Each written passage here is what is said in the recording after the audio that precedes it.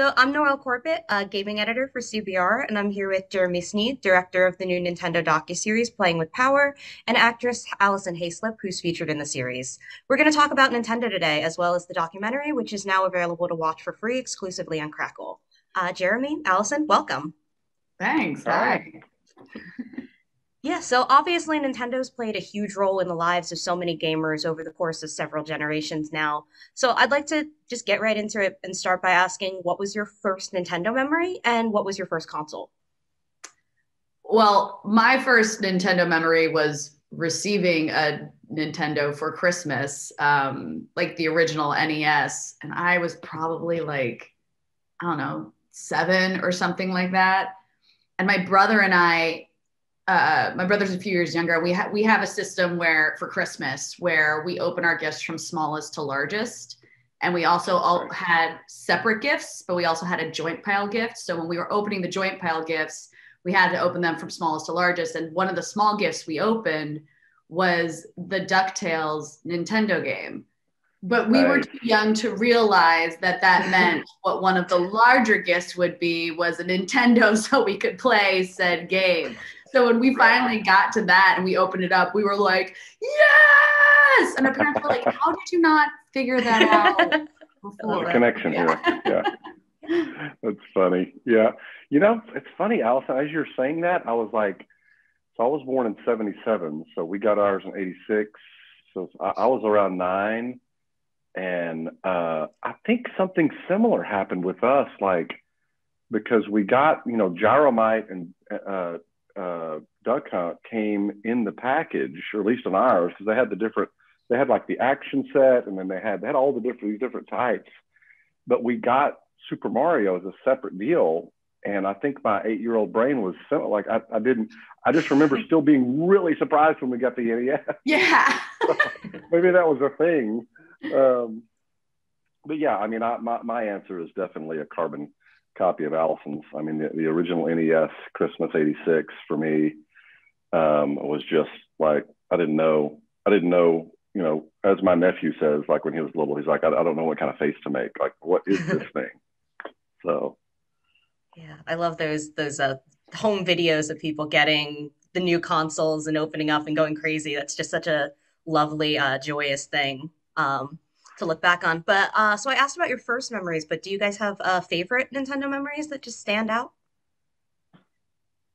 Well, in general, it's me and my brother, and then we have 2 cousins who are brother sister, and we're all very similar in age. So growing up, it was very much a like 4-way. We were set up for a 4-way tournament with Mario Kart, and so that was always like a big thing in our family and very bonding moment.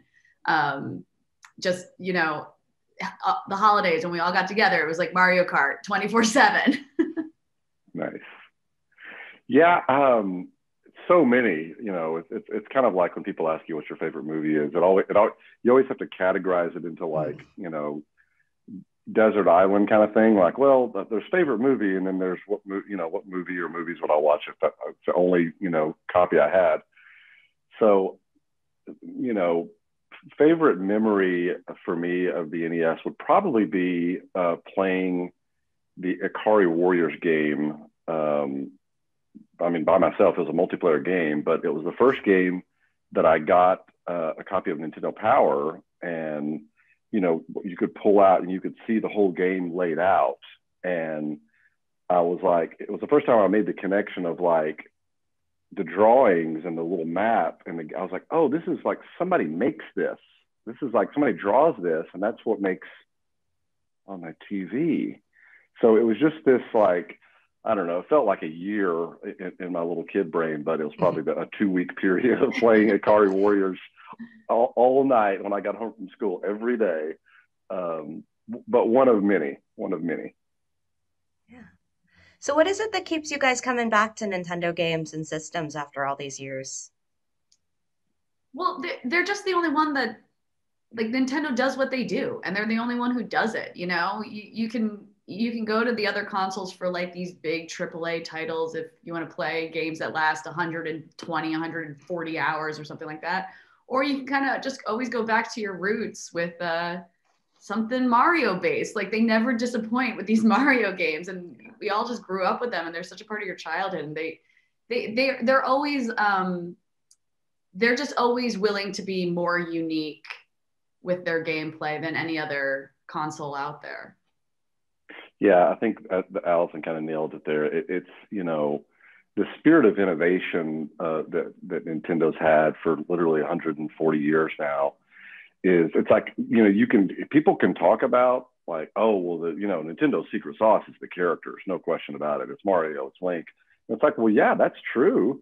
But it's like, look at the Wii, look at the Switch. These are like weird things that no one would have ever thought to make. So it's like, well, the secret sauce is from the console too. And so, I don't know, it's something that we kind of explored in the show of what is it that, you know, a company that they've had ups and downs. It's like, we all know that, you know, there's been systems that Nintendo's released that, you know, were just not great or didn't sell as well. I mean, GameCube and Wii U, it's like, okay, there's some great games on those, but, you know, they weren't at the top of the top at that point. So whatever the spirit of innovation is, wherever that comes from, which obviously comes from the designers, but, you know, I think that's the secret sauce, and that's what keeps people coming back. Yeah. I always think of E3, like, I want to say it was 2007, 2008, maybe 2009. I don't know. Years start to blend together now. But it was like Xbox and PlayStation were both like HD, we're going high res, we're HD. And Nintendo was like, we do movement now. And they had, you know, with the Wii. And then all of a sudden the following year, you know, Xbox was like, we can do movement too. We can do movement too. Yeah. We can do movement. Yeah. I remember that E3 too. I remember seeing Steven Spielberg there, which was like, I mean, I was like 20 yards away. I never got even close, but I was like, that's Steven Spielberg playing a Wii. That's what's happening right now. Oh, that's so cool. And also, I just noticed your little Mario under the desk, and I love him just kind of sitting there. I know. I saw that Snead Mario too. he traveled with me. I've kind of retired him here to my office, but all through filming, playing with power, I put him in my suitcase, and shooting a documentary, a lot of times you never know. It's like Alison and I have shot at different locations and different places, and you kind of have to embrace like what's available. Like, okay, we have a hotel suite, or we're going to go to this person's house, or we're going to get this theater, and we're shooting at E3. And so you try to kind of dress up the background. So that little Mario would always go with me. I'm like, where could he go? I love that. Yeah. So speaking of the documentary, I do have a few questions about the documentary itself. First, how'd that project come about, and what inspired you to make it now? Yeah, it's a loaded question. So the long answer, which I'll try to make short, is my studio, Media Juice. We've been producing video game trailers and video game TV spots and just video game advertising for almost 17 years now. And so kind of worked in and around the video game industry. And after doing that for 5 or 6 years, I kind of got bit with the filmmaking bug and did the first Video Games the Movie, which is when I met Alison, and kind of heard her story, and that came out. But anybody who's seen that movie knows that it's very much a 30,000-foot view of video game history and culture and all that stuff. Kind of a celebration of gaming, and I've always loved Nintendo, like most gamers do. And so after Unlocked, another sort of docuseries that Alison also was in, hosted. She's my good luck charm. It was like, well, there was more to say after Video Games the Movie, but it's like, I don't want to just go back to that and do more of it. I want to get specific, but if I'm going to get specific, what's the subject matter? What's the focus? And it's not just that Nintendo was the obvious choice. It's that they were the inevitable choice. It's like you have this conversation with somebody that's a gamer and that is a filmmaker long enough. It's like it all just starts to kind of whittle down to like, oh, Nintendo. And kind of like the first project, I was surprised, like in doing research, like, oh, this doesn't exist. Like, how is this not a thing? How is there not a definitive deep dive documentary wise on Nintendo? And so yeah, it was, I think, spring of 2017 is kind of when the first germ of the idea started marinating. And Sean Aston, who's a good buddy of mine, and ended up being the executive producer, but he and I talked about it too. And that's where all those conversations kind of led to this being a thing now. Yeah. So Nintendo's well known for holding its secrets quite close to the chest. What was it like getting kind of a little peek behind the curtain? Yes, they are. The short answer is just really cool. Talking to all the Nintendo veterans like Perrin Kaplan and Ron Judy and Howard Phillips and Gail Tilden, I could go on and on. It was really cool because it's like I've got my, as a filmmaker, I've got my list of questions. And you don't know what people are going to answer or not answer, or you might get what you want, you might not. But in every case, it was like even with some of the dramatic, quote unquote dramatic stuff, like when we mentioned this in the trailer, there's this kind of infamous court case between Universal Studios and Nintendo where Universal said, "Hey, Donkey Kong looks like King Kong, so you owe us a bunch of money." And Nintendo valiantly is like, "No, we don't. Like, that's ours. That's different." And they won. And that's one of a lot of different examples of kind of drama that, when you ask this question of people that worked at the company during the time or after the time of that, you don't know. It's like, are they going to really talk about this or answer this? And in every case, everybody, it was kind of like nothing to hide. Like, yeah, that happened. And we stood up to them and we won. And they're always on the side of, just standing behind their product, behind their game, behind their system. And so it was really cool. Now, having said that, anyone who knows the games industry knows that NCL, Nintendo Company Limited, or basically Nintendo Japan, doesn't really do a lot of interviews. And so that was, we kind of fought valiantly to try to get Miyamoto and try to get, all those folks. And they've been aware of the project and supportive. But I think since the focus, it's like, other projects, the focus is kind of here, but since the focus was directly on them, I think they're eager to watch it, but we sort of had to embrace some of the Nintendo veterans and some of the archival stuff. So, but I think I'm still, Sean and I are still very proud of, despite that limitation in getting all the Nintendo veterans, very proud of the show. Yeah, so speaking of the cool people you spoke to, on top of all the Nintendo veterans, you talked to people from across the industry, including major figures from competitors, including Xbox's Phil Spencer and Atari co-founder Nolan Bushnell. Was there anyone you were surprised to get on board? And did any of them say shock you? You were super surprised to get Alison Haislip, even though she's I was going to say, she is a diva. You never know what she's going to say. No. It's funny we're talking about this because Alison was one of the first people I reached out to because, we're friends and she's been in my other projects. And I was like, well, hopefully, I know Alison's a gamer and I know she's got a very specific Nintendo. You were hired at G4 for being a Nintendo fan, right, Alison? Is that right? Yeah. Well, for being just a super nerd in general, but yeah, I had never hosted a day before in my life. I was just a super nerd, and they were like, "You need to be on our network," and I was like, "All right, we'll see how this goes." Yeah.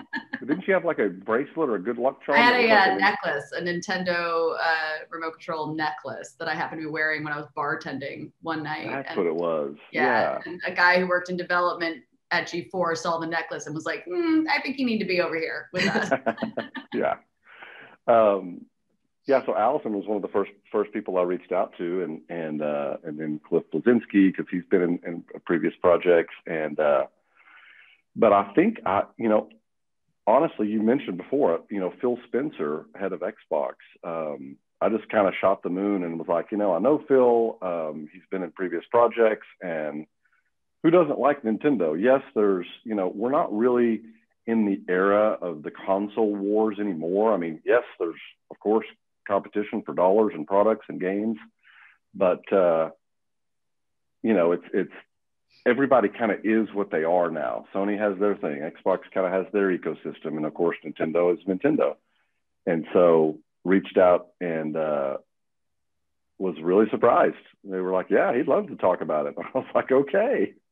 So that's getting all the Nintendo people. I mean, pretty much every Nintendo veteran was a huge get, because those are stories that specifically haven't been told with the focus only on Nintendo. They've, like Howard Phillips and Gail Tilden and some of those folks have been in other documentaries where Nintendo's a part of it, but not in one that's squarely focused on this. So every person that ever worked at Nintendo that we got was a big coup. So, kind of pivoting back to just the larger Nintendo conversation, we actually happen to be speaking on the fourth anniversary of the Nintendo Switch's launch. And obviously, it's that console's been a massive success, a huge turnaround for Nintendo post Wii U. So, my question, were you guys among the lucky ones who were able to get in like day one? And do you have a standout Switch memory that you'd like to share? I was not among the lucky ones. I was not either. No. I remember when that craze happened and like my friends started being like, I got one. And I was like, what? How? Where are you doing this? And then like Pokemon Go happened and like, it was like impossible. Yeah, no, I didn't either. It's always, for me, the big temptation is to like reach out. I'm sure Allison's the same. It's like if you know somebody at a company or at Nintendo, like, hey, you think I can get one? But you feel like you're super cool until you find out you really are not. You're not. It's like, oh no, you can't get one. They really are sold out, Yeah.